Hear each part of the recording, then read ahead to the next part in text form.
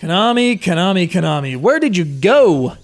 Once the name synonymous with music gaming, now the name synonymous with showing up late to its own party.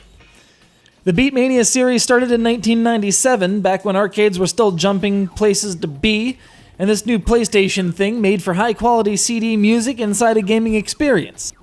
It was only logical to put the two together, and thus Bemani, Konami's music gaming imprint, was born.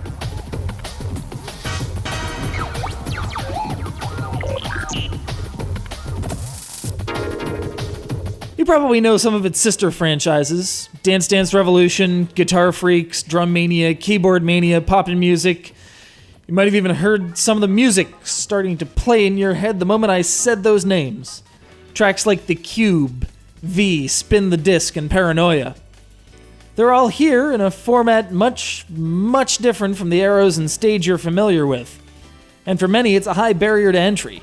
Beatmania isn't easy by any stretch of the imagination, and that's with the difficulty toned down a bit from the original Japanese versions. The mechanics are very different. The controls are strange and convoluted if you're using a standard controller. But honestly, why would you?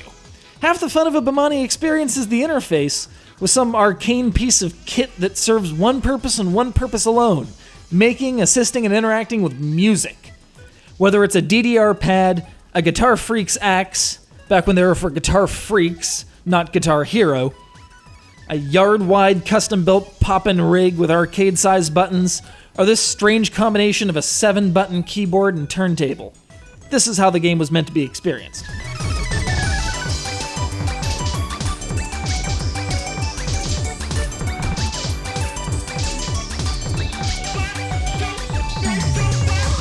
Anyway, you hit the buttons in time with the music, with the white targets corresponding to the white buttons, the blue targets to the black buttons, and the red to a scratch on the turntable. Pretty simple, huh? The question then becomes, do you use two hands on the keys and then move one to scratch? How do you handle the transitions?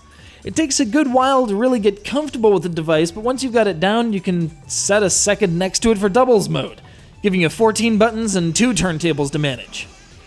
Much like most music games, once you get good at it, the performance itself becomes art of the same caliber as the music.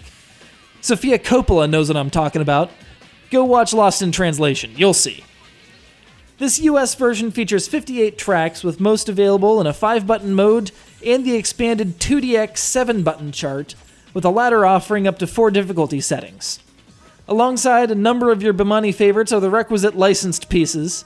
I'd be fine without the cover of Toxic, thank you very much, but Virtual Insanity is always a welcome example of a Western hit done right.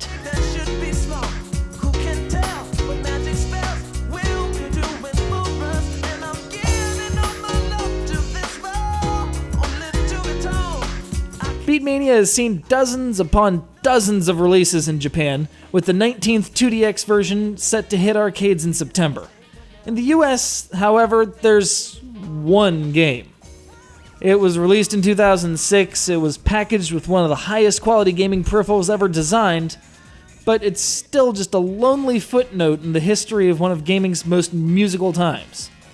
Konami opened the music gaming floodgates almost a decade and a half ago, ignored the Western market almost entirely, and now they occupy a permanent backseat to the offerings of Harmonix and whoever is making Guitar Hero this week. And all I have to show for it is this really interesting, if otherwise useless, controller.